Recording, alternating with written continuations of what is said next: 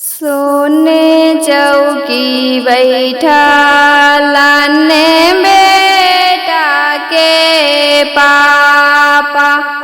सोने चौकी बैठा लाने बेटा के पापा। जंघिया बैठल सुंदर दुल्हा का चारले पान। जंघिया बैठल सुंदर दुल्हा का चारले पान। चंदन चौकी बैठा लाने बेटी के पापा। चंदन चौकी बैठा लाने बेटी के पापा। जंघिया बैठल सुंदर बेटी नैना ढारे लोर।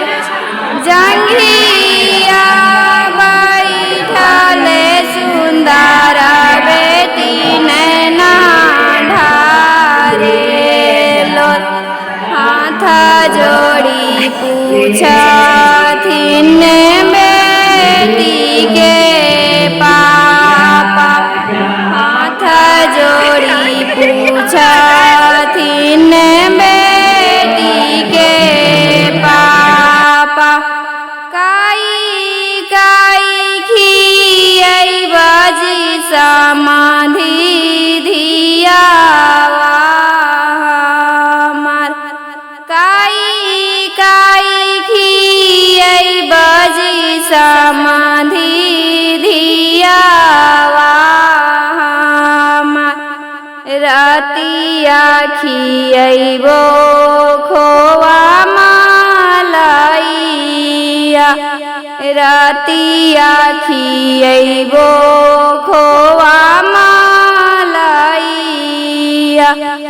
आधी राते पियैबो जी समाधि सोहरैया गाय के दूध। आधी राते पियैबो जी समाधि सोहरैया गाय